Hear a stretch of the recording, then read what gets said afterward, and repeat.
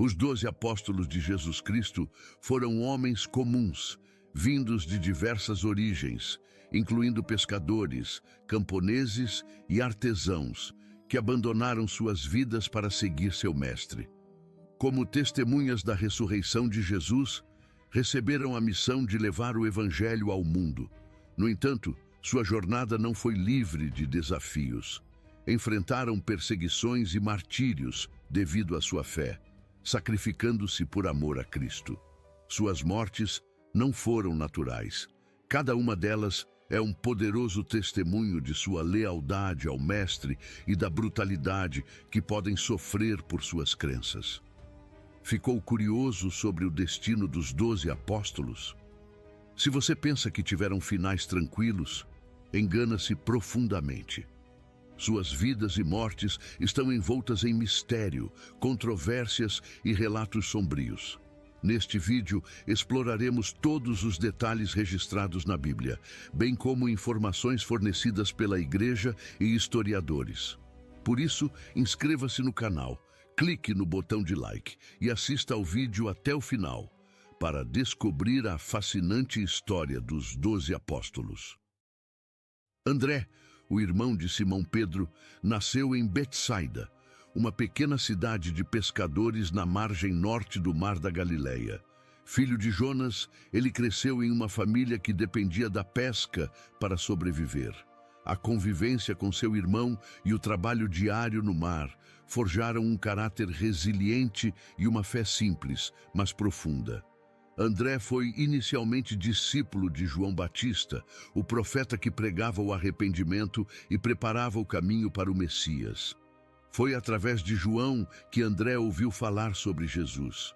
Um dia, ao ouvir João Batista apontar Jesus como o Cordeiro de Deus, André, movido por uma profunda curiosidade e um desejo ardente de conhecer o Messias, seguiu Jesus imediatamente.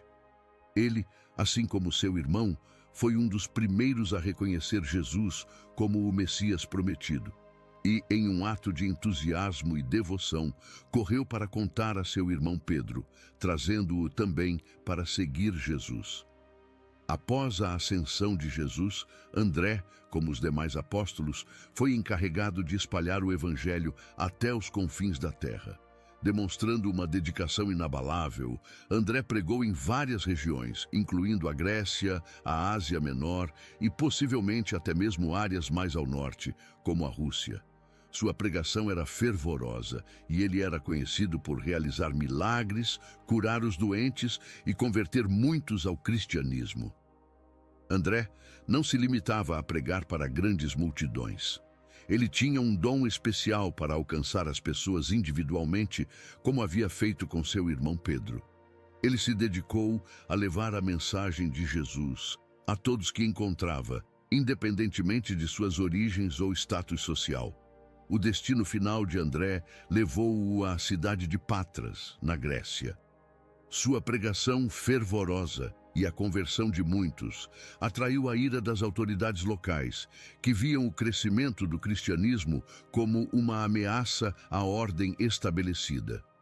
André foi preso e condenado à morte por crucificação. Em um ato de humilhação e crueldade, ele foi amarrado a uma cruz em forma de X, conhecida hoje como a Cruz de Santo André. Esta forma de crucificação prolongou seu sofrimento, pois ele não foi pregado, mas amarrado, e permaneceu na cruz por 2 dias. Durante esse tempo, André continuou a pregar aos espectadores, encorajando-os a seguir Jesus. Sua coragem e fé inabaláveis durante o martírio inspiraram muitos a se converterem ao cristianismo, mesmo diante de sua agonia e morte. Antes de se tornar uma figura central no cristianismo, Pedro era um simples pescador chamado Simão. Ele vivia na cidade de Cafarnaum, situada às margens do Mar da Galileia. Cafarnaum era uma próspera vila de pescadores e comércio, um ponto crucial para o sustento da região. A vida de Simão era marcada pelo ritmo das águas e pelo esforço incessante de lançar e recolher as redes de pesca. O ofício de pescador, embora árduo e imprevisível, era a base econômica de sua família e da comunidade. Simão trabalhava ao lado de seu irmão André, que também era pescador. Juntos, eles compartilhavam as alegrias e dificuldades do dia a dia no mar da Galileia. André, um homem de coração generoso e espírito curioso, já havia encontrado João Batista e se impressionado com seus ensinamentos. Foi André quem primeiro ouviu falar de Jesus e sentiu que algo extraordinário estava prestes a acontecer. Foi nesse contexto que a vida de Simão tomou um rumo inesperado. O Evangelho de Lucas narra esse momento transformador em Lucas 5:1. Em um dia aparentemente comum, Jesus, que já começava a ser conhecido por seus ensinamentos e milagres, estava à beira do mar da Galileia. Uma grande multidão se reuniu para ouvi-lo, e ele subiu em um dos barcos para melhor ensinar o povo. Este barco pertencia a Simão. Após terminar de falar, Jesus fez um pedido incomum a Simão: faze-te ao mar alto e lançai as vossas redes para pescar. Lucas 5:4. Simão, embora experiente nas águas e consciente de que haviam pescado a noite toda sem sucesso, respondeu com respeito: Mestre, havendo trabalhado toda a noite, nada apanhamos, mas sobre a tua palavra lançarei a rede. Lucas 5:5. O que se seguiu foi um milagre que mudaria para sempre a vida de Simão. Ao lançar as redes conforme Jesus havia instruído, eles capturaram uma quantidade tão grande de peixes que as redes começaram a se romper. Surpreso e assombrado pelo ocorrido, Simão caiu de joelhos aos pés de Jesus, dizendo: Senhor, ausenta-te de mim, porque sou um homem pecador. Lucas 5:8. Ele reconheceu naquele momento a santidade de Jesus e sua própria indignidade. Jesus, contudo, tinha planos maiores para Simão. Ele disse: Não temas, de agora em diante serás pescador de homens. Lucas 5:10. Este chamado foi um convite para uma vida de propósito divino e transformação. Sem hesitar, Simão e seu irmão André deixaram tudo para seguir Jesus. Essa decisão marcaria o início de uma jornada extraordinária, onde Simão, agora chamado Pedro, desempenharia um papel crucial na disseminação do cristianismo e na fundação da igreja. Pedro, agora um discípulo de Jesus, iniciou uma jornada de aprendizado e transformação que desafiaria suas crenças e ampliaria sua fé de maneiras inimagináveis. Desde os primeiros momentos ao lado de Jesus, Pedro testemunhou milagres que mudariam para sempre sua compreensão do mundo e do divino. Caminhando com Jesus, Pedro viu seu mestre curar enfermos, expulsar demônios e pregar com uma autoridade que nenhum homem antes dele possuíra. Cada dia ao lado de Jesus era uma nova lição sobre o reino de Deus. Uma das primeiras e mais impressionantes demonstrações do poder de Jesus aconteceu em uma sinagoga de Cafarnaum. Um homem possesso por um espírito maligno confrontou Jesus e, com uma simples ordem, o espírito foi expulso, deixando todos maravilhados, incluindo Pedro, que começava a perceber a verdadeira natureza do seu mestre. Outra experiência marcante foi a cura da sogra de Pedro, que estava acamada com febre. Jesus, ao ser informado da condição dela, foi até a casa de Pedro, tomou a mão da mulher e a febre imediatamente a deixou. Este milagre, realizado na intimidade do lar de Pedro, solidificou ainda mais a sua fé na compaixão e no poder de Jesus. Os ensinamentos de Jesus também eram profundamente transformadores. Ele falava em parábolas, histórias simples com significados espirituais profundos que revelavam os mistérios do reino de Deus de maneira acessível, mas desafiadora. Pedro, junto com os outros discípulos, frequentemente pedia explicações adicionais, ansioso por compreender plenamente a mensagem do seu mestre. A convivência diária com Jesus, ouvindo suas palavras de sabedoria e testemunhando seus atos de amor, moldava Pedro em um líder em formação, preparado para a missão que viria pela frente. Entre os inúmeros milagres e ensinamentos, um dos eventos mais significativos para Pedro foi a transfiguração de Jesus. Este evento, narrado em Mateus 17, 1-9, ocorreu quando Jesus levou Pedro, Tiago e João a uma montanha alta. Ali, diante dos olhos atônitos dos discípulos, Jesus foi transfigurado. Seu rosto brilhou como o sol e suas roupas se tornaram brancas como a luz. Ao lado de Jesus, apareceram Moisés e Elias, figuras centrais da fé judaica, conversando com ele. Pedro, tomado por uma mistura de medo e êxtase, sugeriu construir 3 tendas, uma para Jesus, outra para Moisés e outra para Elias. No entanto, enquanto ele ainda falava, uma nuvem luminosa os cobriu, e da nuvem veio uma voz: "Este é o meu filho amado em quem me agrado, a ele ouvi." Mateus 17:5. Os discípulos caíram de rosto em terra, aterrorizados. Mas Jesus os tocou, dizendo: "Levantai-vos e não temais." Quando levantaram os olhos, viram apenas Jesus. A transfiguração foi um momento de revelação divina que confirmou a identidade de Jesus como o Filho de Deus.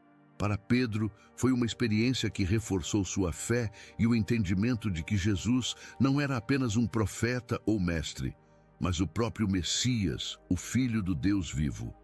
Este evento teve um impacto profundo na fé de Pedro, fornecendo-lhe uma visão celestial que o sustentaria durante os momentos de dúvida e desafio que enfrentaria mais tarde. É importante entendermos que os momentos de fraqueza e restauração de Pedro são fundamentais para entender sua complexa jornada de fé. Esses episódios refletem tanto sua humanidade quanto a profunda transformação que ele experimentou ao seguir Jesus. Uma das histórias mais conhecidas envolvendo Pedro é quando ele andou sobre as águas. Este evento, narrado em Mateus 14, 22, 33, ocorreu após Jesus ter alimentado 5.000 pessoas com apenas 5 pães e 2 peixes. Jesus ordenou aos seus discípulos que entrassem no barco e atravessassem para o outro lado do mar, enquanto ele ficava para orar. Durante a noite, uma forte tempestade se abateu sobre o mar e os discípulos lutavam contra as ondas. De repente, viram Jesus caminhando sobre as águas em direção a eles. Assustados, pensaram que era um fantasma, mas Jesus os tranquilizou. "Tende bom ânimo, sou eu, não temais." Pedro, impetuoso como sempre, respondeu: "Senhor, se és tu, manda-me ir ter contigo por cima das águas." Jesus disse: "Vem." Então Pedro saiu do barco e começou a andar sobre as águas em direção a Jesus. No entanto, ao perceber a força do vento, ele teve medo e começou a afundar. Clamando por socorro, Pedro gritou: "Senhor, salva-me." Jesus imediatamente estendeu a mão e o segurou, dizendo: "Homem de pouca fé, por que duvidaste?" Ao voltarem para o barco, o vento cessou e os discípulos adoraram Jesus, dizendo: "Verdadeiramente és o Filho de Deus." Este episódio é rico em simbolismo e mensagens espirituais. A caminhada de Pedro sobre as águas representa um ato de fé extraordinário, uma confiança total em Jesus. No entanto, sua dúvida subsequente, ao olhar para o vento e as ondas, revela a fragilidade humana e a luta constante entre fé e medo. A mão estendida de Jesus simboliza o socorro divino sempre disponível, mesmo quando nossa fé vacila. A experiência reforça a necessidade de manter os olhos fixos em Cristo, especialmente em meio às tempestades da vida. Outro momento crucial na vida de Pedro é sua negação de Jesus, um episódio sombrio e doloroso narrado em Lucas 22, 54, 62. Na noite em que Jesus foi traído e preso, Pedro o seguiu de longe até a casa do sumo sacerdote. Enquanto Jesus era interrogado, Pedro se misturou com a multidão no pátio. 3 vezes ele foi acusado de ser um dos seguidores de Jesus e 3 vezes ele negou, dizendo que não conhecia Jesus. Após a 3ª negação, o galo cantou e Pedro lembrou-se das palavras de Jesus: Antes que o galo cante hoje, tu me negarás 3 vezes. Pedro saiu e chorou amargamente. Este momento de negação é um profundo contraste com a coragem que Pedro havia demonstrado anteriormente. É um lembrete poderoso da fraqueza humana e do medo que pode dominar até mesmo os mais dedicados seguidores de Cristo. A culpa e o arrependimento que Pedro sentiu foram esmagadores. Suas lágrimas amargas revelaram o conflito interno entre seu amor por Jesus e sua falha em ser leal no momento mais crítico. Apesar dessa falha, a história de Pedro não termina na negação. A restauração de Pedro, que acontece mais adiante, mostra a graça e o perdão de Jesus. Este evento preparou Pedro para se tornar uma das pedras fundamentais da igreja, fortalecendo sua fé e determinação. A experiência de Pedro de andar sobre as águas e depois afundar, seguida pela negação de Jesus, encapsula a jornada de muitos crentes. Uma montanha-russa de fé e dúvida, de coragem e medo, que é redimida pelo amor incondicional e a misericórdia de Cristo. A redenção e a missão apostólica de Pedro são momentos decisivos que ilustram a transformação profunda e o propósito divino na vida do apóstolo. Após sua amarga negação de Jesus, a restauração de Pedro foi um ato de amor e perdão que o preparou para liderar a igreja nascente. Após a ressurreição de Jesus, Pedro enfrentou um encontro que mudaria sua vida para sempre, narrado em João 21, 15 e 19. Jesus apareceu aos seus discípulos à beira do mar da Galileia, onde após uma pesca miraculosa, similar àquela que o havia chamado inicialmente, compartilhou uma refeição com eles. Após o desjejum, Jesus se voltou para Pedro e perguntou: Simão, filho de João, amas-me mais do que estes? Pedro respondeu: Sim, Senhor, tu sabes que te amo. Jesus lhe disse: Apacenta os meus cordeiros. Este diálogo se repetiu 3 vezes, cada vez com Jesus perguntando sobre o amor de Pedro e Pedro afirmando sua devoção. Na terceira vez, Pedro sentiu-se entristecido pela insistência de Jesus, mas respondeu com sinceridade: Senhor, tu sabes todas as coisas, tu sabes que te amo. Jesus concluiu: Apacenta as minhas ovelhas. Este momento foi mais do que uma simples reafirmação do amor de Pedro por Jesus. Foi um processo de restauração e reabilitação espiritual. Cada pergunta e resposta reverteram simbolicamente cada uma das 3 negações de Pedro. Ao final, Jesus não apenas perdoou Pedro, mas também o encarregou de uma responsabilidade pastoral: cuidar de seu rebanho. Esta incumbência marcou Pedro como um líder da igreja, uma rocha sobre a qual a fé cristã seria edificada. A importância do perdão e da redenção neste episódio é monumental. Mostra que, apesar de nossas falhas, o amor de Jesus é incondicional e seu perdão é completo. Ele não apenas perdoa, mas também restaura e confia missões importantes a quem ele perdoa. Para Pedro, esta experiência consolidou sua fé e compromisso, preparando-o para o papel crucial que desempenharia no futuro. Este futuro papel começou a se manifestar poderosamente no dia de Pentecostes, um evento fundamental descrito em Atos 2, 1, 41. Neste dia, os discípulos estavam reunidos quando, de repente, um som como de um vento impetuoso encheu toda a casa. Línguas como de fogo pousaram sobre cada um deles, e todos ficaram cheios do Espírito Santo, começando a falar em outras línguas, conforme o Espírito lhes concedia. Este fenômeno atraiu uma multidão de judeus devotos de diversas nações que se maravilharam ao ouvir os discípulos falando em suas próprias línguas. Pedro, cheio do Espírito Santo, levantou-se e proferiu um sermão poderoso.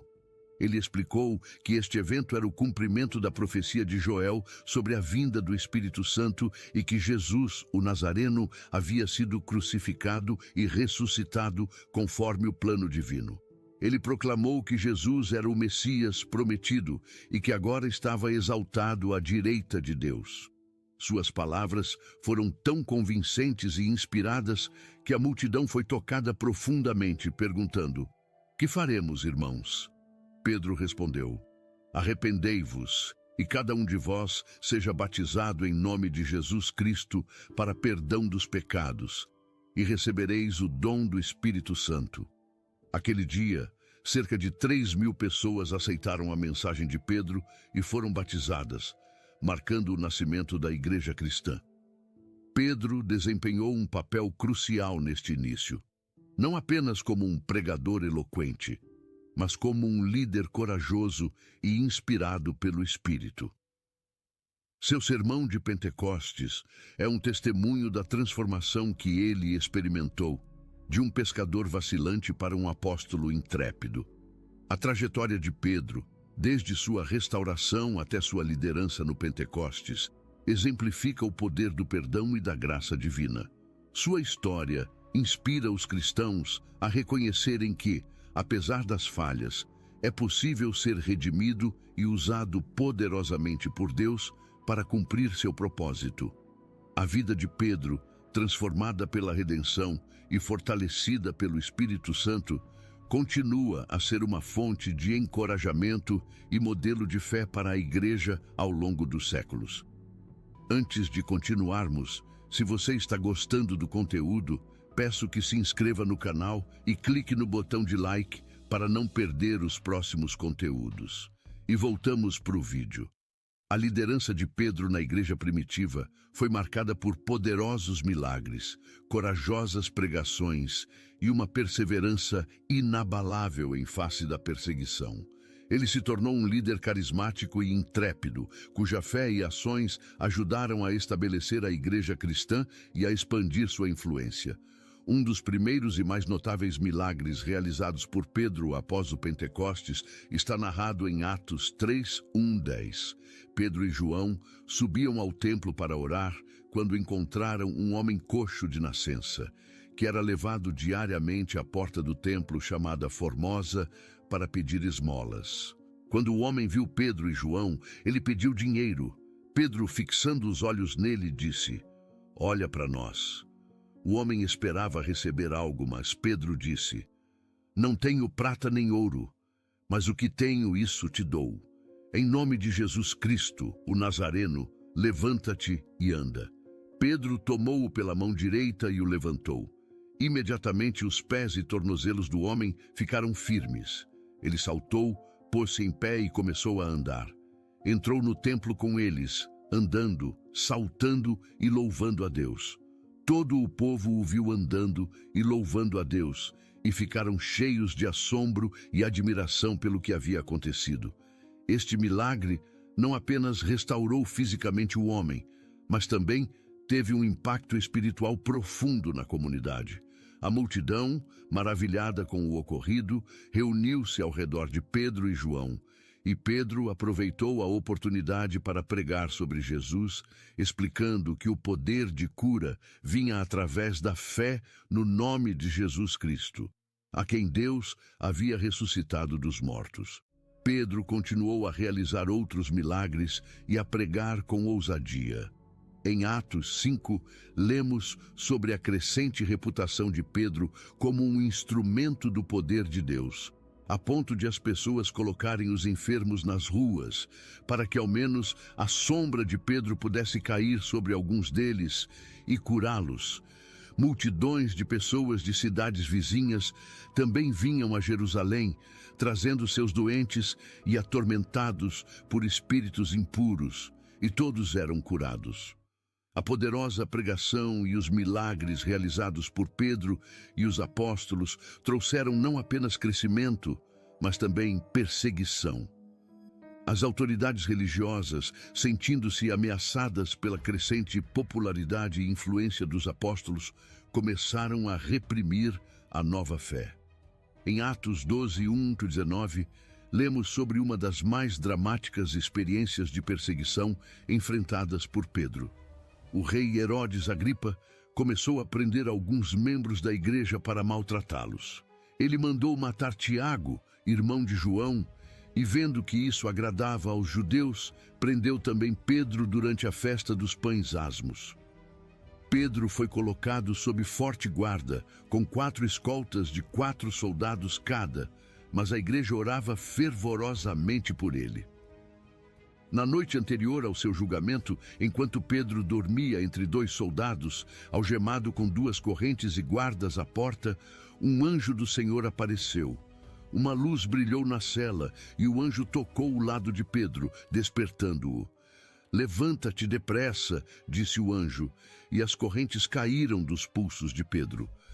O anjo o instruiu a se vestir e segui-lo. Eles passaram pelos guardas e saíram pela porta de ferro que dava para a cidade, que se abriu sozinha. Depois de caminharem por uma rua, o anjo o deixou. E Pedro, percebendo que não era um sonho, declarou: "Agora sei, sem dúvida, que o Senhor enviou o seu anjo e me livrou das mãos de Herodes e de tudo o que o povo judeu esperava." Pedro foi para a casa de Maria, mãe de João Marcos, onde muitos estavam reunidos em oração. Quando uma serva chamada Rode reconheceu a voz de Pedro, correu para dentro, deixando-o do lado de fora, anunciando que Pedro estava à porta. Inicialmente não acreditaram nela, mas, ao abrirem a porta, ficaram maravilhados ao vê-lo. Pedro explicou como o Senhor o havia libertado da prisão e pediu que informassem a Tiago e aos outros irmãos. Então, ele partiu para outro lugar. Apesar das perseguições, a igreja continuou a crescer. O poder de Deus manifesto através de Pedro e outros apóstolos, juntamente com sua ousada pregação, atraía mais pessoas à fé. Cada milagre, cada sermão e cada ato de coragem contribuía para o fortalecimento e a expansão da igreja, demonstrando que, mesmo em meio a adversidades, a obra de Deus prosperava. Os últimos anos de Pedro foram marcados por viagens missionárias, escrita de epístolas e, finalmente, seu martírio, deixando um legado duradouro na história do cristianismo. Pedro, um dos líderes mais proeminentes da igreja primitiva, dedicou seus últimos anos a espalhar a mensagem de Cristo e a fortalecer as comunidades cristãs. Após os eventos narrados em Atos dos Apóstolos, as tradições e escritos históricos indicam que Pedro continuou suas viagens missionárias, levando o evangelho para diferentes regiões. Ele é tradicionalmente associado a Roma, onde desempenhou um papel significativo na liderança da igreja local. Embora os detalhes exatos de suas viagens sejam incertos, acredita-se que ele também tenha visitado Antioquia e possivelmente outras áreas do Império Romano. Durante esse período, Pedro escreveu 2 epístolas que fazem parte do Novo Testamento. Essas cartas oferecem insights profundos sobre sua teologia, sua pastoral e sua visão da vida cristã. A primeira epístola de Pedro foi escrita para encorajar os cristãos que estavam sofrendo perseguições. Pedro exorta os fiéis a permanecerem firmes na fé, oferecendo esperança e enfatizando a importância da santidade, da humildade e da submissão a Deus. Ele também fala sobre a importância do sofrimento por Cristo, destacando que esse sofrimento é parte da chamada cristã e que aqueles que perseveram receberão uma grande recompensa. A segunda epístola, por outro lado, foca em alertar contra falsos mestres e em reafirmar a veracidade do Evangelho. Pedro exorta os cristãos a crescerem na graça e no conhecimento de Jesus Cristo, enfatizando a importância de uma vida moralmente reta e da vigilância espiritual. Ele também reafirma a certeza da segunda vinda de Cristo, encorajando os crentes a viverem em expectativa e preparação para esse grande evento. O martírio de Pedro é um dos episódios mais emblemáticos de sua vida. De acordo com a tradição, Pedro foi martirizado em Roma durante o reinado do imperador Nero. Nero, conhecido por sua crueldade, iniciou uma perseguição severa contra os cristãos após o grande incêndio de Roma em 64 d.C., acusando-os de incendiar a cidade.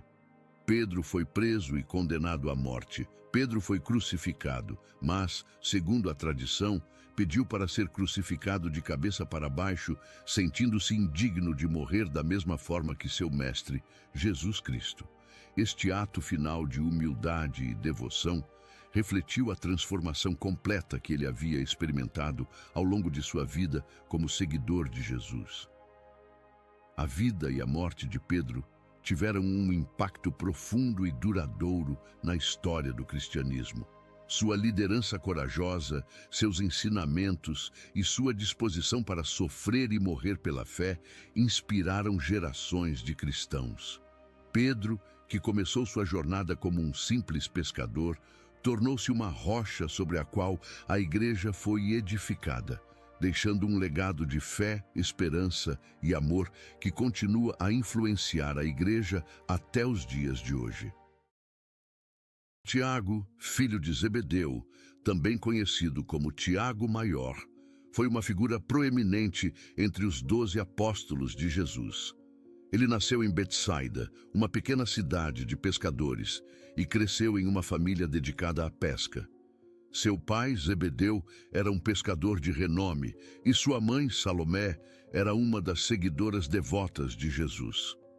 Tiago e seu irmão João trabalhavam junto ao pai, lançando suas redes no mar da Galileia, um ofício que exigia força, paciência e habilidade.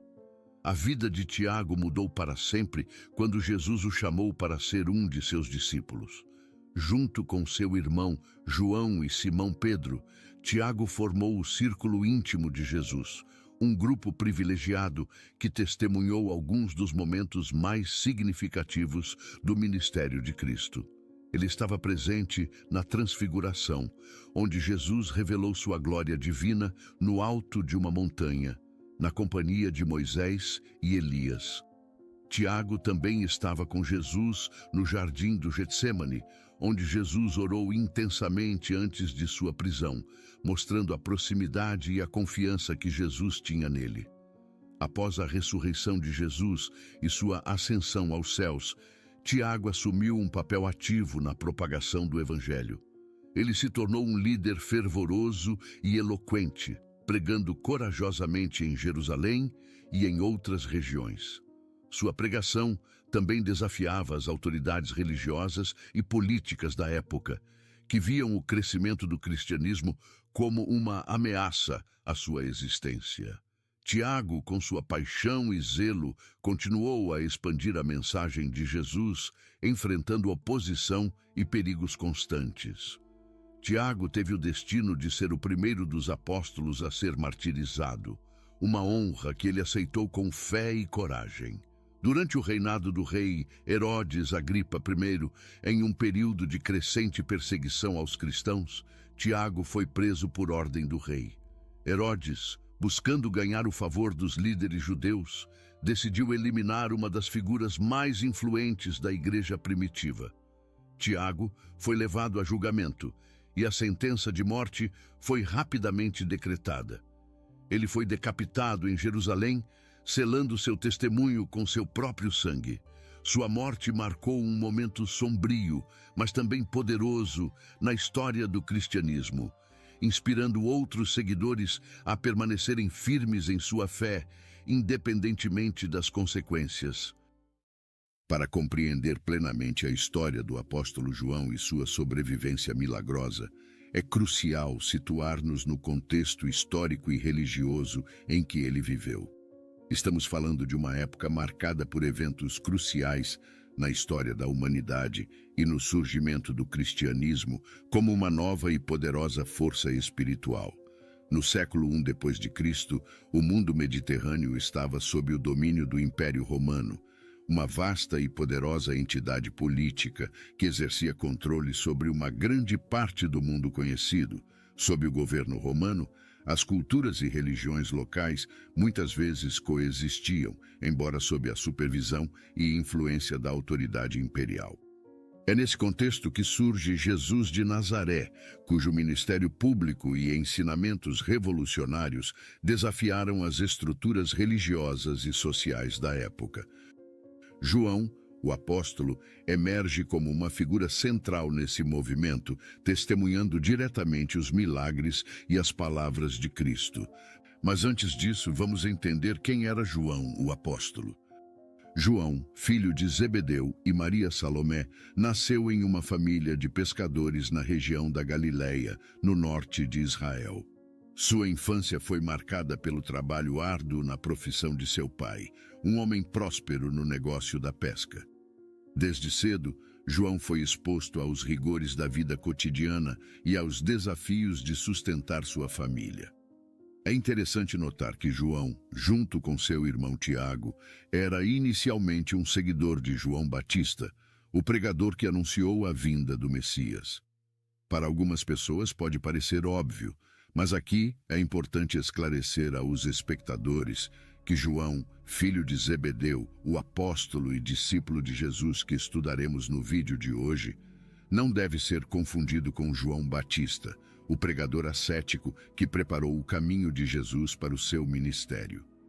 Embora ambos tenham o mesmo nome, são figuras distintas com papéis e contextos históricos diferentes dentro da narrativa bíblica. João Batista, frequentemente chamado de O Batista, era conhecido por seu estilo de vida austero no deserto, seu batismo de arrependimento e sua proclamação da vinda do Messias. Ele foi um precursor de Jesus, anunciando sua chegada e preparando as pessoas espiritualmente para recebê-lo. Por outro lado, João, filho de Zebedeu, foi um dos 12 apóstolos escolhidos por Jesus para serem seus discípulos mais próximos. Ele testemunhou os milagres de Jesus, ouviu seus ensinamentos profundos e compartilhou de momentos íntimos com o Mestre. Sua proximidade com Jesus o tornou uma figura central no cristianismo primitivo, conhecido por sua devoção inabalável e seu papel significativo na transmissão dos ensinamentos de Jesus após sua morte e ressurreição. A história do encontro de João e Tiago com Jesus é uma narrativa marcante no Novo Testamento, registrada em diversos evangelhos sinópticos. Este momento crucial não apenas marcou o início de uma jornada transformadora para os dois irmãos, mas também teve um impacto significativo na história do cristianismo. A narrativa começa com João e Tiago exercendo sua profissão de pescadores nas águas do Mar da Galileia. Eles trabalhavam lado a lado com seu pai, Zebedeu, em seu barco, seguindo os passos da tradição familiar. Como pescadores, estavam familiarizados com a rotina árdua e desafiadora de lançar as redes ao mar em busca de uma boa pesca. Num dia aparentemente comum de trabalho, João e Tiago estão concentrados em suas tarefas quando algo extraordinário acontece. Jesus de Nazaré, o famoso rabino e pregador que já havia começado a atrair atenção por seus ensinamentos e milagres, aparece à beira do mar. Jesus, com seu carisma e autoridade magnéticos, chama os dois irmãos para se tornarem seus discípulos. Ele os convida a segui-lo. A resposta de João e Tiago é imediata e decisiva. Sem hesitar, eles deixam para trás suas redes e seu pai e seguem Jesus, prontos para embarcar numa jornada de fé e serviço.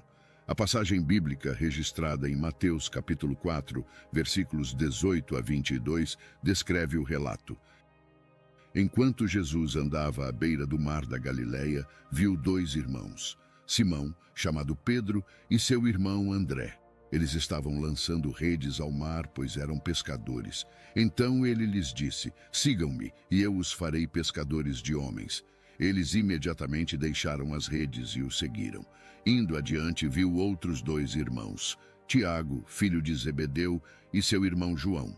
Estavam no barco com seu pai, Zebedeu, preparando as redes. Jesus os chamou, e eles imediatamente deixaram o barco e o pai e o seguiram. Esse momento de encontro e chamado representa uma virada decisiva em suas vidas, uma transformação que os levaria a abandonar sua vida anterior e se dedicar inteiramente ao serviço do Messias. A partir desse ponto, João e Tiago se tornam discípulos dedicados de Jesus, testemunhando seus milagres, ouvindo seus ensinamentos e compartilhando de sua missão de proclamar o reino de Deus. Eles caminham ao lado de Jesus, aprendendo com ele, sendo desafiados por ele e sendo transformados por sua presença e seu amor. A partir desse momento crucial, João dedicou-se inteiramente ao ministério de Jesus, tornando-se um de seus discípulos mais próximos e leais. A identificação do apóstolo João como um dos discípulos mais próximos de Jesus é um aspecto crucial da sua história e influência dentro do cristianismo primitivo. Desde os primeiros relatos do Novo Testamento, João é retratado como um dos poucos discípulos que estiveram intimamente ligados aos momentos mais importantes e íntimos da vida de Jesus. Em várias passagens dos evangelhos, João é mencionado como parte do círculo interno de discípulos de Jesus, junto com Pedro e Tiago, o irmão de João. Esse trio, por vezes, é convidado a testemunhar eventos significativos que os demais discípulos não testemunham, como a agonia de Jesus no jardim do Getsêmani. Em Marcos 14, versículos 32 a 36, lemos: Foram então para um lugar chamado Getsêmani, e Jesus disse aos seus discípulos: Sentem-se aqui enquanto eu oro. Levou consigo Pedro, Tiago e João e começou a ficar aflito e angustiado. Então lhes disse: Minha alma está profundamente triste, numa tristeza mortal. Fiquem aqui e vigiem. Indo um pouco mais adiante, prostrou-se em terra e orou para que, se possível, fosse afastada dele aquela hora. E dizia: Abba, Pai, tudo te é possível. Afasta de mim este cálice, contudo não seja o que eu quero, mas sim o que tu queres. Do mesmo modo, durante a transfiguração de Jesus no Monte Tabor, João, Pedro e Tiago são os convidados a acompanhar Jesus. Em Mateus 17, versículo 1, lemos: 6 dias depois, Jesus levou consigo Pedro, Tiago e João, irmão de Tiago, e os levou a um alto monte, onde ficaram a sós. Vale lembrar que João também estava presente em momentos-chave da vida de Cristo, como durante a ressurreição da filha de Jairo.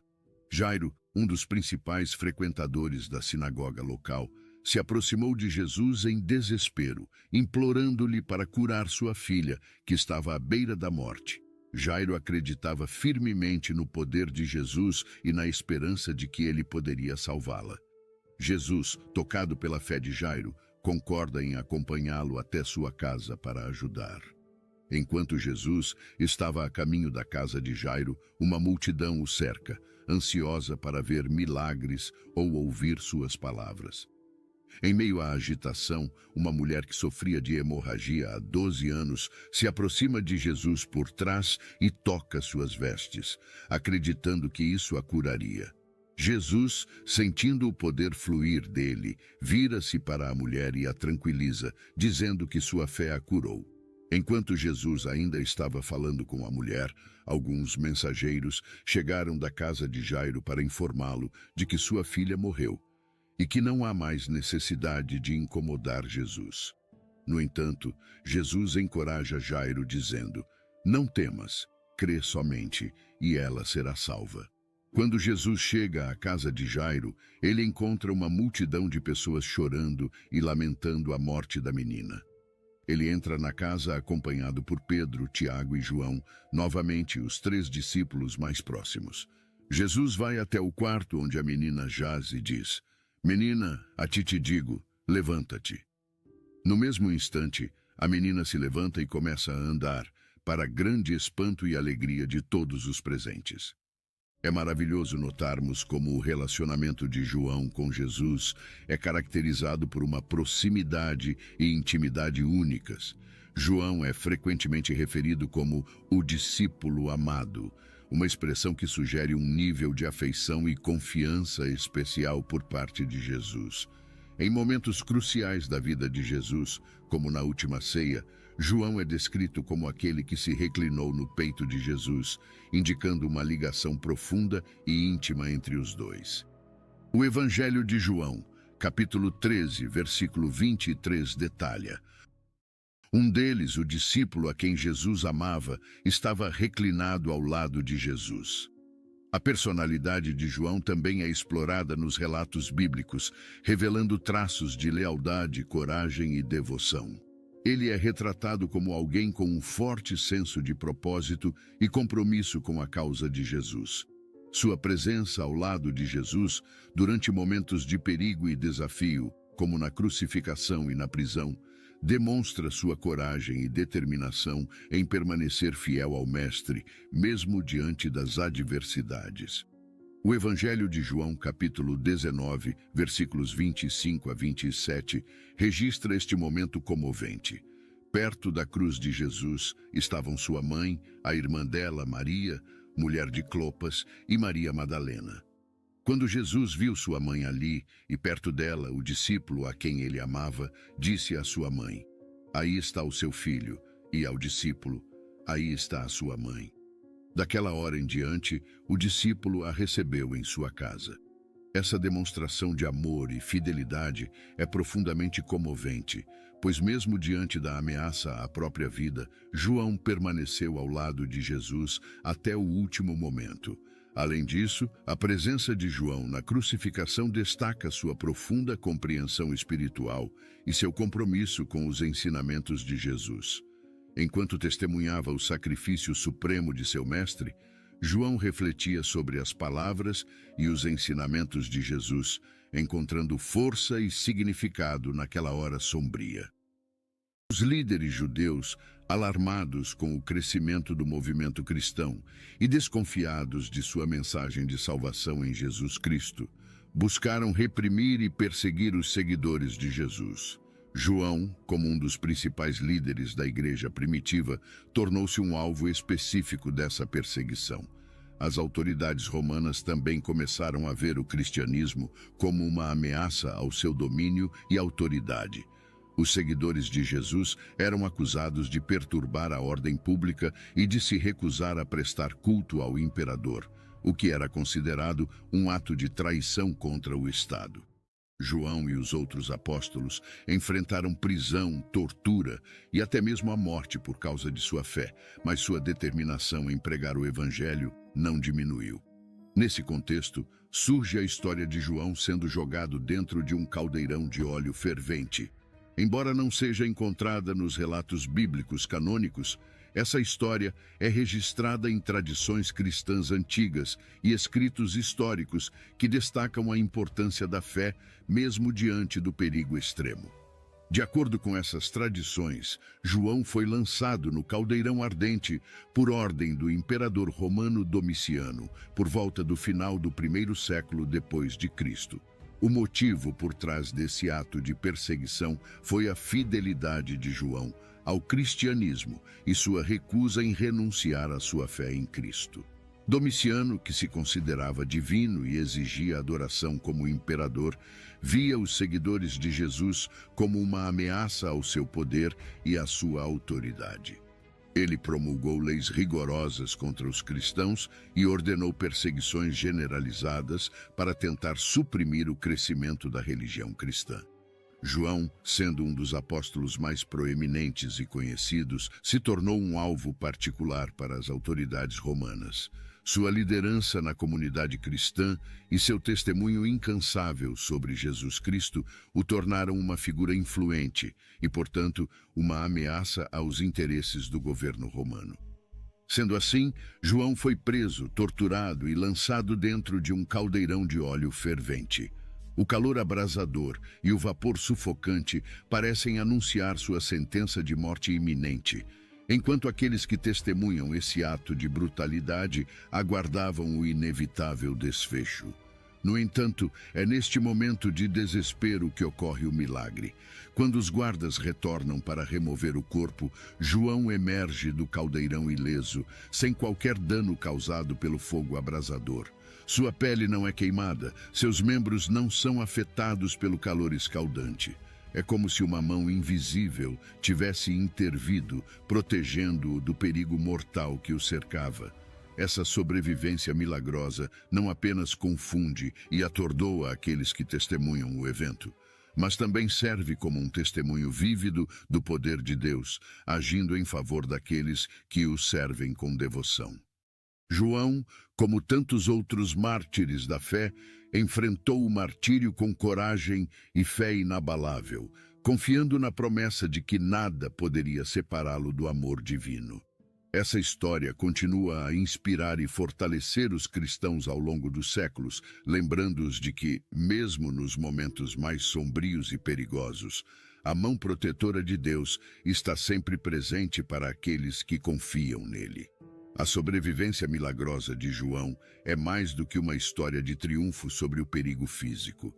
Ela nos lembra e faz paralelo com a história de livramento miraculoso de Sadraque, Mesaque e Abednego na fornalha ardente.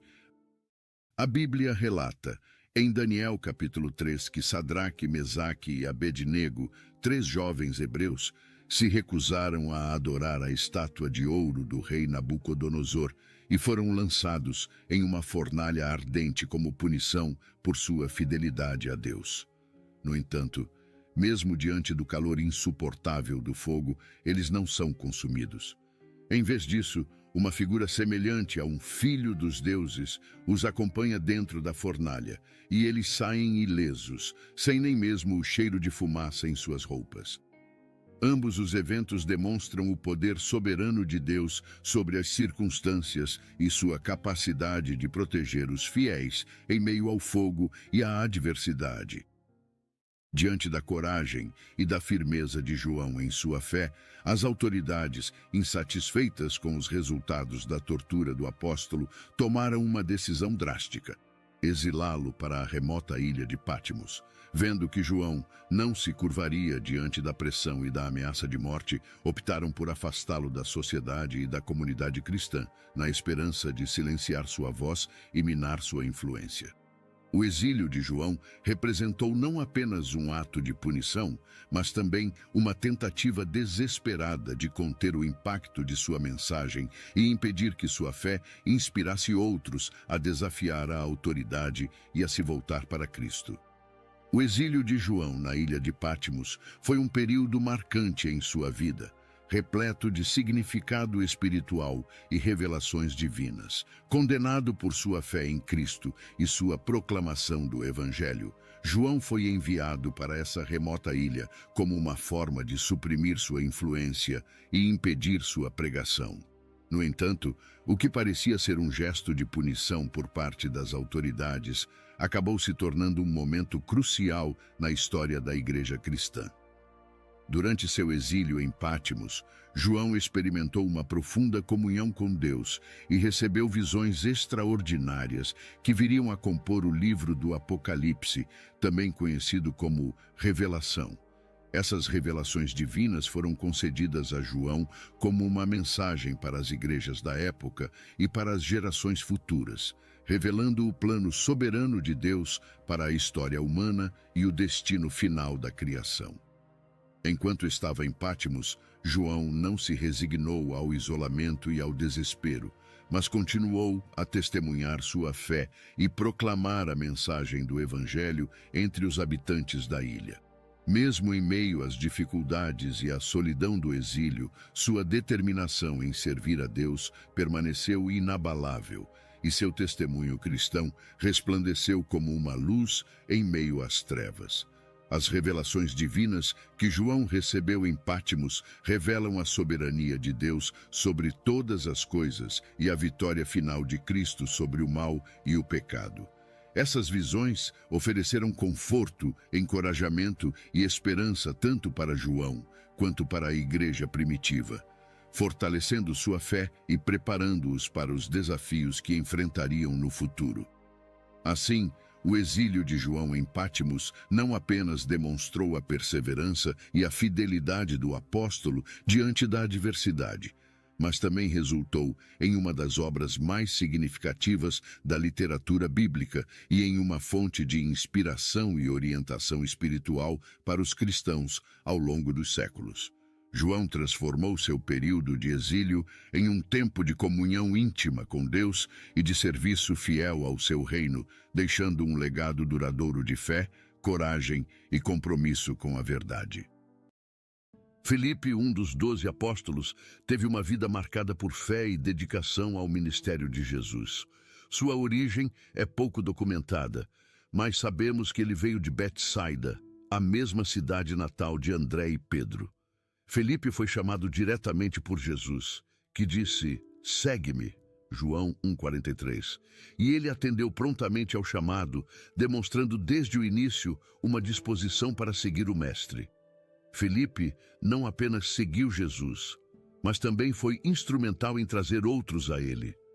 Foi Felipe quem encontrou Natanael e o levou a Jesus, dizendo: "Achamos aquele de quem Moisés escreveu na lei e a quem se referiram os profetas, Jesus de Nazaré, filho de José."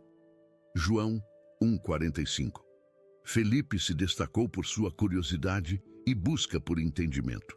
Ele frequentemente fazia perguntas a Jesus, buscando compreender melhor os ensinamentos e a natureza divina de Cristo. Um exemplo notável é durante a multiplicação dos pães, quando Felipe expressou preocupação sobre como alimentar a multidão, apenas para testemunhar um dos milagres mais extraordinários de Jesus, João 6, 5, 7. Sua interação com Jesus durante a última ceia também é memorável, quando pediu a Jesus que mostrasse o Pai aos discípulos, ao que Jesus respondeu: "Há tanto tempo estou convosco e não me conheces, Felipe? Quem me vê a mim, vê o Pai." João 14, 9. Após a ascensão de Jesus, Felipe continuou seu ministério com um fervor renovado, dedicando-se a pregar o Evangelho em diversas regiões. Segundo a tradição, ele levou a mensagem de Jesus a lugares distantes, incluindo a Frígia, na Ásia Menor. Seu ministério foi marcado por milagres e conversões, e ele desempenhou um papel crucial na expansão do cristianismo em terras gentias. Felipe é lembrado por sua pregação poderosa e por confrontar práticas pagãs, o que frequentemente colocava sua vida em perigo. O martírio de Felipe ocorreu em Hierápolis, uma cidade na atual Turquia. Sua pregação confrontou diretamente as crenças e práticas religiosas locais, levando-o a uma intensa perseguição. De acordo com a tradição, Felipe foi crucificado de cabeça para baixo, uma posição que prolongava seu sofrimento. Mesmo na hora de sua morte, ele continuou a pregar e a encorajar os cristãos a manterem sua fé. Sua coragem e determinação deixaram uma marca indelével na comunidade cristã de Hierápolis, inspirando muitos a seguir seu exemplo de fé inabalável. Bartolomeu, também conhecido como Natanael, é uma figura fascinante entre os apóstolos de Jesus. Sua introdução a Jesus é uma das mais memoráveis no Novo Testamento. Natanael era de Caná da Galileia e amigo próximo de Filipe. Quando Filipe encontrou Jesus e reconheceu nele o Messias, ele correu para contar a Natanael. No início, Natanael foi cético. Ao ouvir que Jesus era de Nazaré, ele questionou: "Pode vir alguma coisa boa de Nazaré?" João 1,46. Filipe insistiu que ele viesse e visse por si mesmo. Ao se aproximar de Jesus, antes mesmo que Natanael pudesse falar, Jesus disse: "Eis um verdadeiro israelita em quem não há dolo." João 1,47. Surpreso, Natanael perguntou como Jesus o conhecia, e Jesus respondeu que o havia visto debaixo da figueira antes que Filipe o chamasse. Este pequeno, mas significativo milagre levou Natanael a reconhecer Jesus como o Filho de Deus e Rei de Israel. João 1,49. Após sua introdução a Jesus, Bartolomeu se tornou um seguidor dedicado e um dos 12 apóstolos. Ele testemunhou muitos dos milagres e ensinamentos de Jesus que fortaleceram sua fé e preparação para sua missão futura. Após a ascensão de Jesus, Bartolomeu, como os outros apóstolos, recebeu o Espírito Santo no Pentecostes, que lhe deu poder e coragem para pregar o Evangelho. Bartolomeu levou o Evangelho a várias regiões distantes. Segundo a tradição cristã, ele pregou na Índia, onde deixou uma cópia do Evangelho de Mateus. De lá, ele continuou sua missão em outras regiões como a Mesopotâmia, Pártia, Licaônia e, finalmente, Armênia. Em cada lugar, ele pregou com zelo, realizou milagres e converteu muitas pessoas ao cristianismo. Sua pregação, muitas vezes, o colocou em conflito com governantes locais, que viam o cristianismo como uma ameaça. O martírio de Bartolomeu é uma das histórias mais brutais e comoventes entre os apóstolos. Em Armênia, sua pregação levou à conversão do rei Polímio e de muitos de seus súditos. No entanto, essa conversão provocou a ira dos sacerdotes pagãos e do irmão do rei, Astiages. Bartolomeu foi preso e condenado a uma morte cruel. Ele foi esfolado vivo, um tipo de tortura que envolvia a remoção da pele enquanto ainda estava vivo. Após suportar esse sofrimento indescritível, ele foi decapitado, completando assim seu martírio.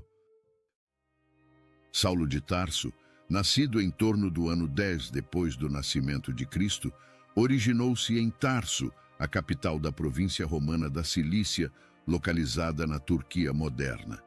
Desde jovem, ele pertencia à tribo de Benjamim e, durante seus primeiros anos, tornou-se um ardente opositor do cristianismo, dedicando-se intensamente à perseguição dos seguidores dessa fé emergente. Seu zelo em reprimir o movimento cristão era notório, sendo responsável por prisões e contribuindo para o sofrimento dos primeiros cristãos. No entanto, a trajetória de Saulo sofreu uma reviravolta extraordinária que redefine seu papel na história cristã. O ponto de virada crucial ocorreu em uma experiência miraculosa e divina com Jesus. Durante uma jornada para perseguir os seguidores de Cristo em Damasco, Saulo foi confrontado por uma luz celestial intensa que o deixou cego. Nesse momento, uma voz ressoou indagando: Saulo, Saulo, por que me persegues? Essa revelação não apenas deixou Saulo atônito, mas também transformou radicalmente sua perspectiva e sua vida. Nesse instante, Saulo, agora cego e aturdido, percebeu a magnitude do encontro que estava vivenciando. O impacto da revelação de Cristo foi profundo e imediato. Saulo, agora ciente de sua cegueira espiritual, reconheceu a autoridade de Jesus e, em humildade, perguntou: Senhor, o que queres que eu faça? Esse momento representa uma transformação radical na vida de Saulo, uma virada em sua jornada e propósito de vida. Jesus instruiu Saulo a entrar na cidade de Damasco, onde ele receberia mais orientações. Contudo, a cegueira física de Saulo simbolizava agora a abertura de seus olhos espirituais para a realidade do evangelho que ele havia anteriormente rejeitado. Sem a capacidade de ver fisicamente, Saulo foi conduzido por seus companheiros de viagem até Damasco. A experiência no caminho de Damasco não foi meramente uma intervenção divina. Foi a fundação de uma nova identidade para Saulo. Naquele instante, ele compreendeu a divindade de Jesus, reconhecendo-o como o Messias tão esperado. Enquanto isso, na cidade, um discípulo chamado Ananias recebeu uma visão do Senhor, instruindo-o a ir até Saulo e impor as mãos sobre ele para que recuperasse a visão. Inicialmente, Ananias relutou, temendo a reputação de Saulo como perseguidor dos cristãos. No entanto, Deus assegurou a Ananias sobre a transformação miraculosa que ocorreu na vida de Saulo e sobre o papel vital que ele desempenharia na propagação do Evangelho. Ananias obedeceu à orientação divina e encontrou Saulo em uma casa em Damasco. Ao impor as mãos sobre ele, algo extraordinário aconteceu. Como escamas caíram dos olhos de Saulo, sua visão foi completamente restaurada. Esse evento físico simbolizou a remoção das escamas espirituais que obscureciam sua compreensão da verdade. Ao recuperar a visão, Saulo não apenas se tornou um seguidor de Jesus, mas também foi batizado, marcando sua identificação pública com a mensagem que ele uma vez perseguiu. Imerso na experiência da graça transformadora, Saulo começou a proclamar imediatamente nas sinagogas que Jesus é o Filho de Deus, surpreendendo aqueles que conheciam sua reputação anterior. agora chamado de Paulo, um homem incansável e apaixonado pelo cristianismo, ele embarcou em jornadas missionárias extraordinárias, conhecidas por toda a história cristã. Suas viagens foram além das fronteiras geográficas, refletindo um compromisso fervoroso em propagar o Evangelho de Jesus Cristo. Desde as ruas movimentadas de Antioquia até as cidades emblemáticas como Atenas e Corinto, Paulo enfrentou desafios, perseguições e hostilidades para compartilhar a mensagem transformadora do Evangelho. Paulo não era apenas um pregador ambulante, ele era um construtor de comunidades. Suas cartas revelam um zelo pastoral profundo à medida que ele orientava e fortalecia as comunidades cristãs que brotavam por onde passava. Em Tessalônica, Corinto, Éfeso e outras cidades, Paulo não apenas pregou, mas também investiu tempo ensinando, disciplinando e nutrindo os novos convertidos. O apóstolo não se contentou apenas em difundir as boas novas. Ele foi um arquiteto da teologia cristã. Suas epístolas, que constituem grande parte do Novo Testamento, são tesouros de sabedoria teológica, abordando questões cruciais da fé, moral e vida cristã. Antes de continuarmos, como de costume, eu peço o seu like e inscrição no canal para nos ajudar a continuarmos com esse trabalho e fazer com que o YouTube te recomende mais vídeos como este. E voltamos para o vídeo. Em meio aos desafios, Paulo perseverou, enfrentando prisões, açoites e rejeições. Sua dedicação à causa de Cristo era evidente em suas ações e sacrifícios pessoais. Nesse contexto de perseguições, surge um profeta com uma visão avassaladora que mudaria toda a história. A profecia de Agabo sobre os desafios iminentes que aguardam o apóstolo Paulo está registrada no livro de Atos, no capítulo 21, versículos 10 e 11. Agabo, um profeta, vem até Paulo em Cesareia para transmitir uma mensagem do Espírito Santo. E demorando-nos ali por muitos dias, chegou da Judéia um profeta, por nome Ágabo, e vindo ter conosco, tomou o cinto de Paulo e, ligando-se os seus próprios pés e mãos, disse: Isto diz o Espírito Santo, assim ligarão os judeus em Jerusalém, o homem de quem é este cinto, e o entregarão nas mãos dos gentios. Essa profecia era uma advertência clara sobre os perigos que Paulo enfrentaria em Jerusalém. O gesto simbólico de Agabo, usando o cinto de Paulo para amarrar seus próprios pés e mãos, enfatizava a inevitabilidade e a natureza restritiva dos desafios que aguardavam Paulo. O profeta alertou que ele seria aprisionado pelos judeus em Jerusalém e entregue nas mãos dos gentios, indicando um período de sofrimento e perseguição iminente.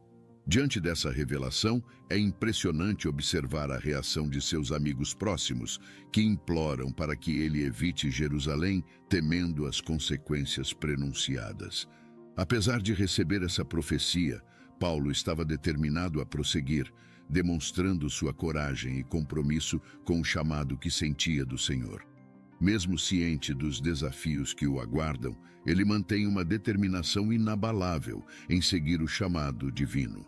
Essa profecia serviu como uma preparação espiritual e um lembrete de que o caminho à frente seria difícil, mas Paulo estava disposto a enfrentar os desafios em nome de sua fé. Sendo assim, ele seguiu adiante em direção a Jerusalém, convicto de que estava alinhado com o propósito divino para sua vida. Ao chegar a Jerusalém, Paulo foi recebido pelos irmãos na fé. No entanto, os acontecimentos logo se desenrolaram de acordo com a profecia de Ágabo. Os judeus de Jerusalém, influenciados por uma falsa acusação de que Paulo estava pregando contra a lei e o templo, causaram tumulto e agressões contra ele. Os judeus, especialmente os líderes religiosos, alegaram que Paulo estava contrariando a tradição judaica e desrespeitando elementos centrais da fé judaica. Paulo ensinava que a salvação vinha pela fé em Cristo e não pelas obras da lei. Ele argumentava que os gentios convertidos não precisavam seguir todas as práticas e rituais da lei judaica, como a circuncisão e as leis dietéticas. Essa abordagem teológica de Paulo gerou controvérsias e resistência entre alguns grupos mais conservadores dentro da comunidade judaica, que valorizavam fortemente a observância rigorosa das leis judaicas. A situação tornou-se tão volátil que as autoridades romanas intervieram para transferir Paulo para Cesareia, uma cidade costeira que serviria como local para seu julgamento perante o governador Félix. O julgamento de Paulo em Cesareia, diante do governador Félix, destaca-se pela ausência de evidências substanciais que justificassem sua prisão. Félix, ao ouvir as acusações e os argumentos, reconhece a falta de justificativa, mas mantém Paulo sob prisão, mesmo sem uma condenação formal. Durante esse período, Paulo continua a pregar a mensagem cristã, inclusive compartilhando a esperança da ressurreição. Após uma série de audiências e apelações, Paulo permaneceu detido por 2 anos em Cesareia, enfrentando acusações infundadas. Com a sucessão de governadores, Paulo é novamente chamado a se defender diante de Festo, sucessor de Félix. Mais uma vez, as acusações contra Paulo revelam-se infundadas, e ele expressa seu desejo de apelar para César, exercendo seu direito como cidadão romano. Essa decisão o encaminhou para Roma, onde enfrentaria seu julgamento final perante o imperador Nero. A viagem para Roma foi repleta de desafios, incluindo um naufrágio durante o percurso. A história do naufrágio de Paulo na ilha de Malta é um episódio emocionante narrado no livro de Atos, capítulos 27 e 28. Naquele momento, Paulo estava a caminho de Roma como prisioneiro, junto com outros viajantes, incluindo o centurião Júlio, responsável por sua custódia. A viagem começou sob condições desfavoráveis, e Paulo, com sua intuição espiritual, alertou sobre os perigos iminentes. Contudo, seus conselhos foram ignorados. Enquanto navegavam pelo mar Adriático, uma tempestade feroz atingiu o navio. A situação tornou-se cada vez mais crítica e a tripulação perdeu as esperanças de sobreviver. Em meio à tempestade, Paulo recebeu uma mensagem de Deus por meio de um anjo, garantindo-lhe que todos a bordo sobreviveriam, mas o navio seria destruído. Ele compartilhou essa revelação com a tripulação, oferecendo-lhes esperança e incentivando-os a permanecer a bordo para garantir a segurança de todos. O navio eventualmente encalhou em um banco de areia, mas, cumprindo a promessa divina, todos chegaram a salvo à ilha de Malta. A população local, notando o estado dos náufragos, demonstrou generosidade ao acender uma fogueira para se aquecerem. Enquanto Paulo ajudava a recolher lenha, uma víbora venenosa saiu do fogo e o mordeu. Surpreendentemente, ele não sofreu nenhum dano, o que levou os habitantes locais a considerá-lo um deus. Esse incidente abriu as portas para que Paulo compartilhasse o evangelho em Malta, onde ele também realizou curas e milagres. Depois de 3 meses, Paulo e seus companheiros embarcaram em um navio alexandrino que invernara na ilha e puderam continuar sua jornada em direção a Roma. A viagem continua e Paulo finalmente chega a Roma. Sua chegada não é marcada por celebrações grandiosas, mas pela continuidade de sua missão, mesmo em prisão domiciliar. Sob a vigilância de um soldado romano, Paulo recebe permissão para pregar e ensinar. Ele convoca os líderes judeus para compartilhar a mensagem de Cristo, e alguns respondem positivamente, enquanto outros resistem. O período em Roma serve como um epílogo na jornada de Paulo, onde ele continua a impactar vidas, mesmo enquanto enfrenta a perspectiva da morte. O livro de Atos encerra com Paulo residindo em Roma, pregando o reino de Deus e ensinando a respeito do Senhor Jesus Cristo abertamente e sem impedimentos. Sua situação na capital do Império Romano não impediu seu zelo missionário.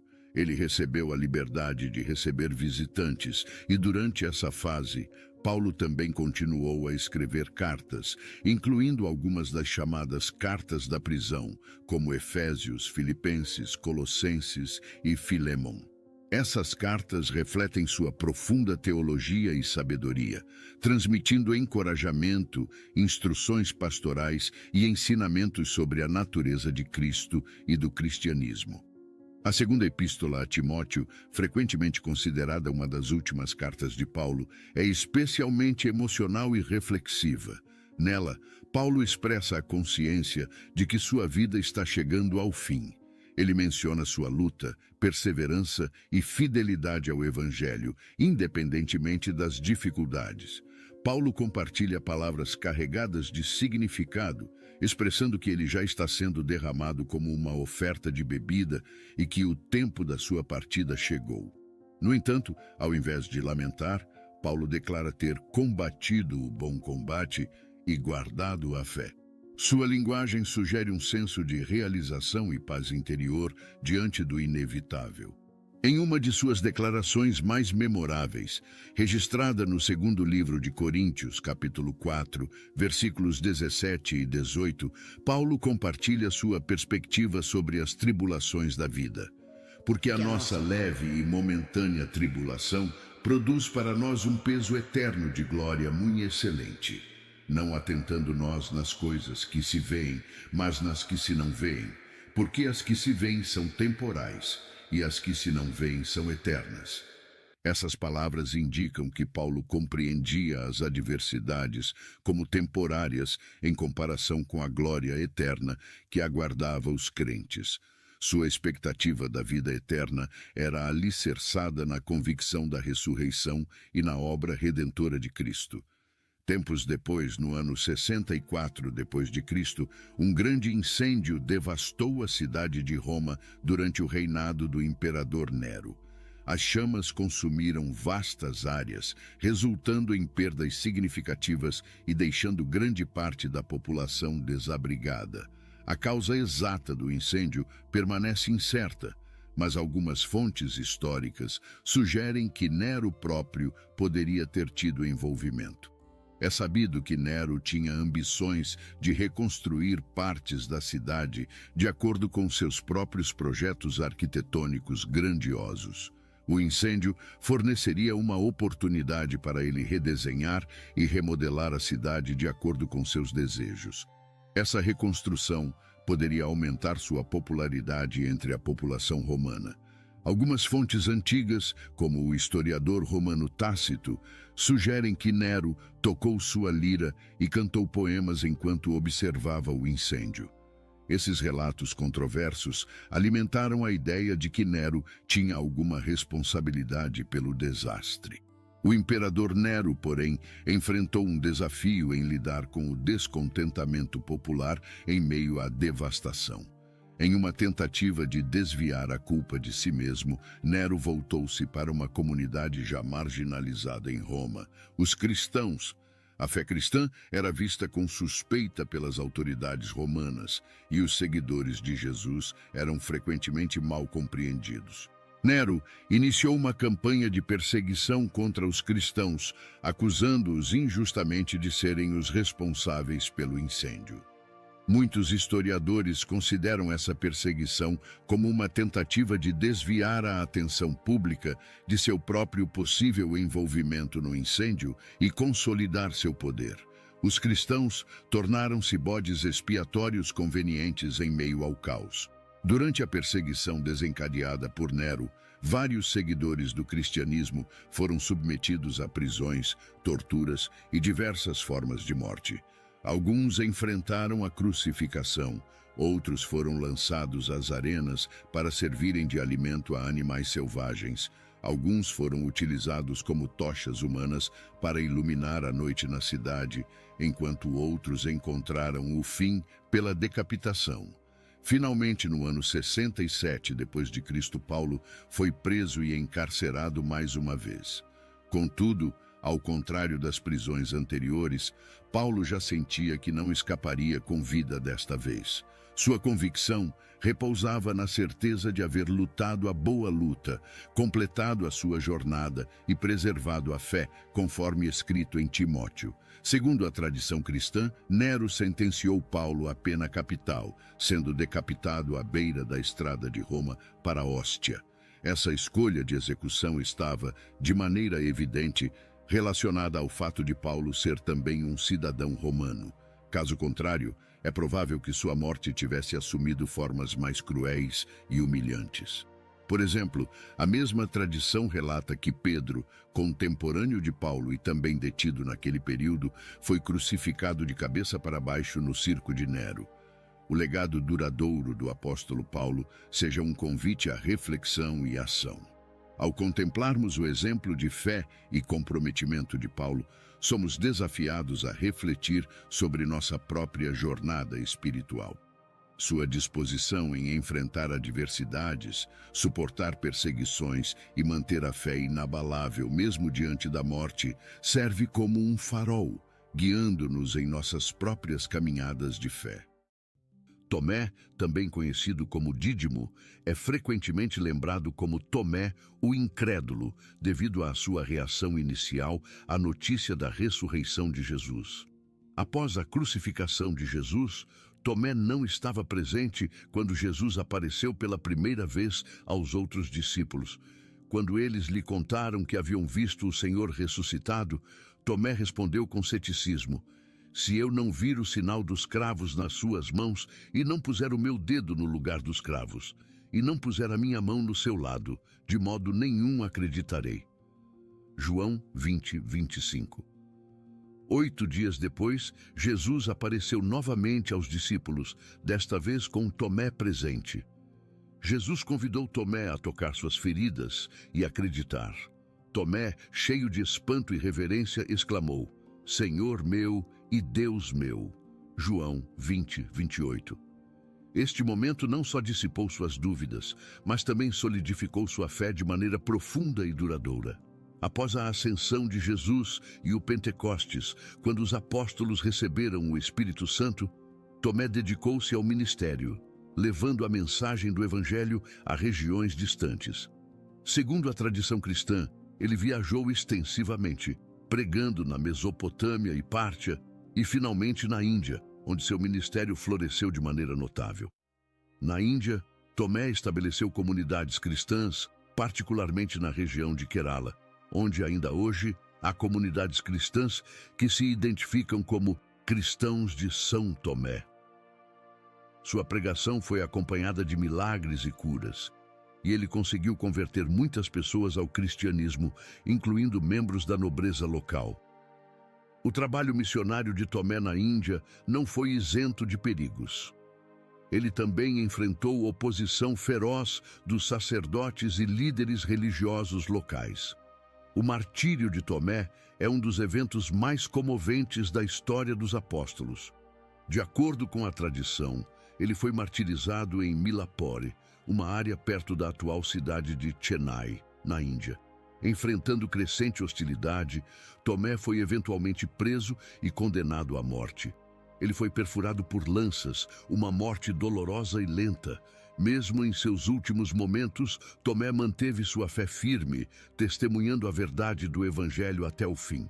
Mateus, também conhecido como Levi, antes de seu chamado, trabalhava como coletor de impostos em Cafarnaum, uma profissão que o tornava impopular entre seus compatriotas judeus.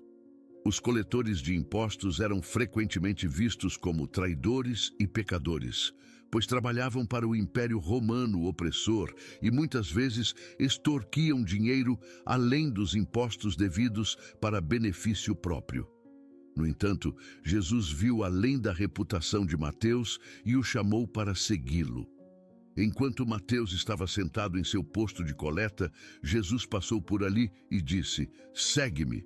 Mateus 9:9. Mateus, sem hesitar, levantou-se, deixou tudo para trás e seguiu Jesus. Esse ato de abandono imediato de sua antiga vida é um testemunho da poderosa atração e autoridade de Jesus. Mateus não só se tornou um dos discípulos mais fiéis de Jesus, mas também teve a honra de escrever um dos 4 evangelhos canônicos do Novo Testamento. O Evangelho de Mateus é especialmente significativo porque foi escrito com um profundo entendimento da cultura e das tradições judaicas, evidenciando que Mateus queria mostrar aos seus compatriotas que Jesus era o Messias prometido nas Escrituras hebraicas. Este evangelho destaca muitos aspectos da vida e dos ensinamentos de Jesus, incluindo o Sermão da Montanha, e é estruturado para mostrar como Jesus cumpriu as profecias do Antigo Testamento. A autoria deste evangelho atribui a Mateus um papel crucial na transmissão dos ensinamentos e da mensagem de Jesus para as gerações futuras. Após a ressurreição de Jesus e a descida do Espírito Santo no Pentecostes, Mateus se dedicou a espalhar o Evangelho além das fronteiras da Judéia. Seu ministério o levou a várias regiões, incluindo a Pártia, a Pérsia, a Etiópia e possivelmente outras áreas ao redor do Mar Mediterrâneo. Em cada lugar, ele pregou com zelo e realizou muitos milagres, convertendo inúmeras pessoas ao cristianismo. A tradição cristã relata que Mateus foi especialmente ativo na Etiópia, onde conseguiu converter muitos à fé cristã, estabelecendo uma comunidade vibrante e fervorosa.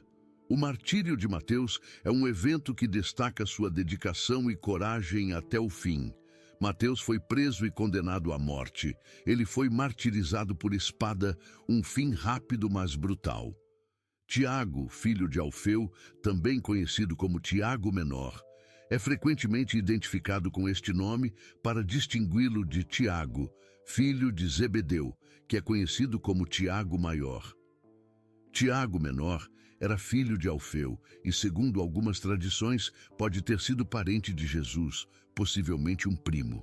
Pouco se sabe sobre os primeiros anos de Tiago Menor, mas ele foi chamado por Jesus para ser um de seus 12 apóstolos. Ele esteve presente em muitos dos eventos importantes do ministério de Jesus e desempenhou um papel crucial na igreja primitiva após a ressurreição de Jesus. Tiago Menor é frequentemente associado com a liderança da igreja em Jerusalém.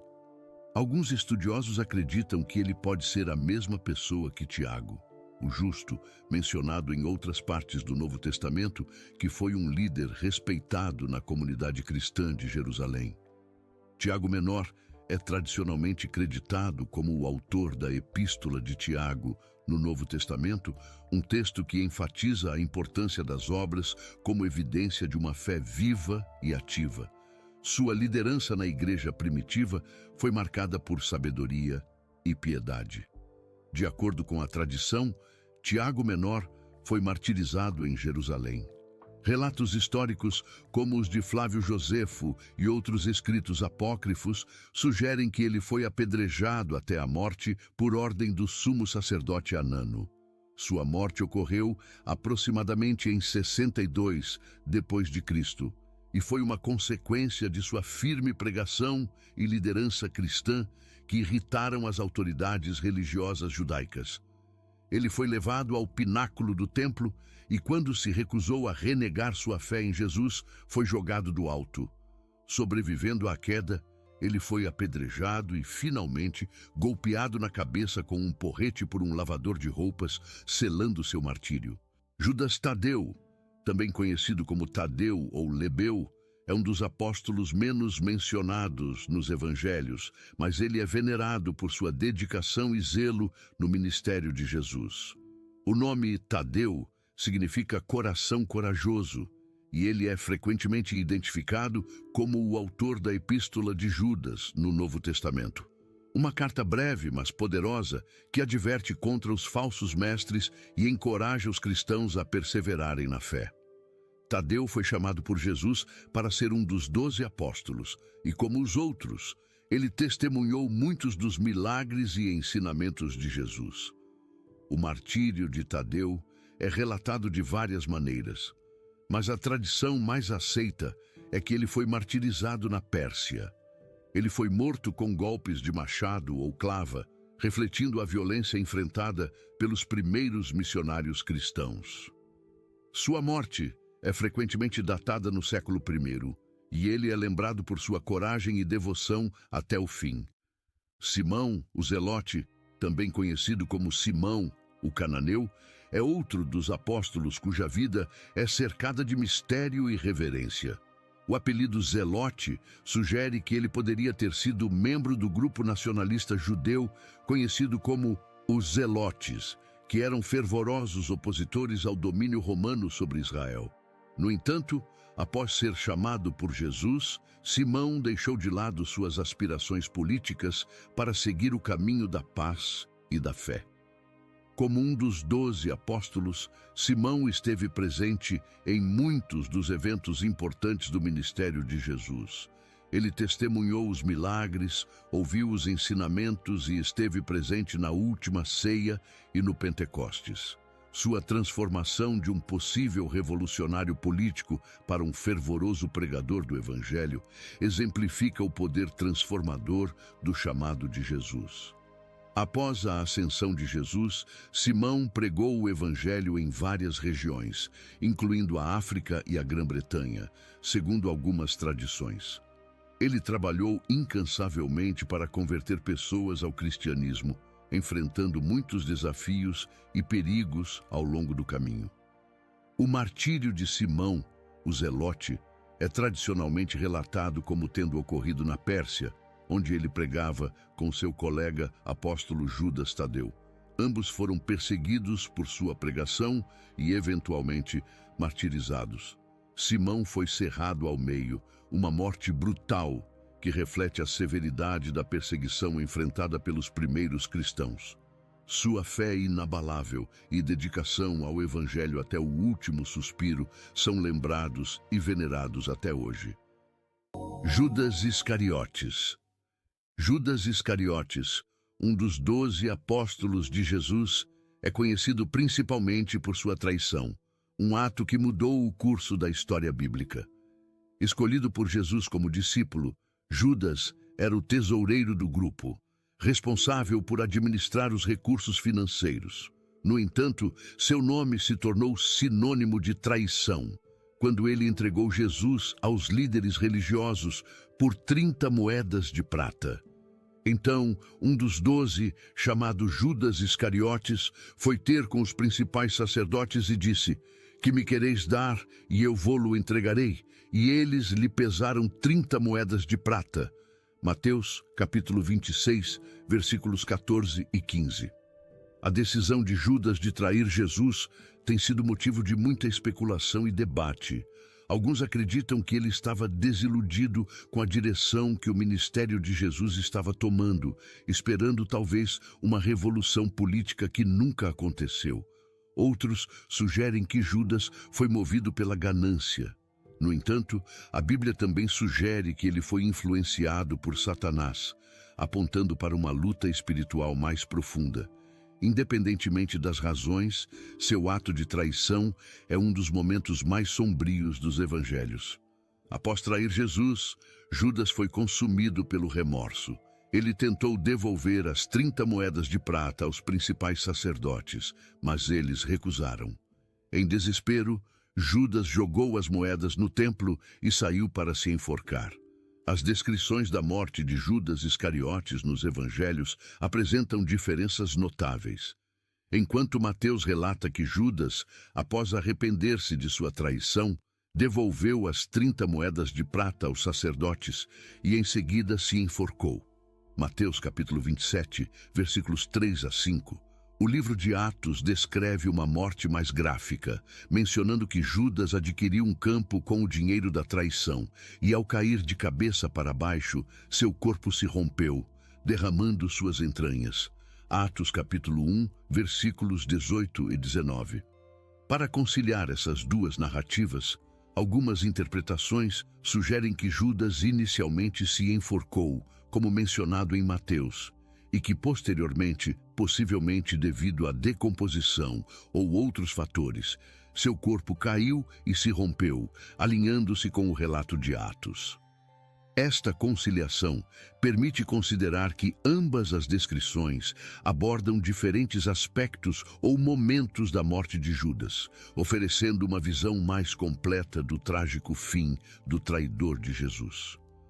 Seu suicídio foi um fim trágico para um dos apóstolos mais infames, e a terra comprada com as moedas, conhecida como Campo de Sangue, tornou-se um símbolo de sua traição. A figura de Judas Iscariotes suscita reflexões profundas sobre o arrependimento e a redenção. Sua traição foi um ato premeditado, mas seu arrependimento veio tarde demais para mudar seu destino. A tragédia de Judas é que ele estava tão perto da fonte de perdão e graça, mas ao final ele escolheu o desespero. Sua vida e morte servem como um alerta sobre as consequências das escolhas e o peso do remorso. A história de Judas nos leva a contemplar a natureza do perdão e da misericórdia divina. Apesar de sua traição, a missão de Jesus seguiu adiante, cumprindo as profecias e redimindo a humanidade. Espero que tenham gostado do vídeo de hoje. Obrigado por assistir, abraços e fique com Deus.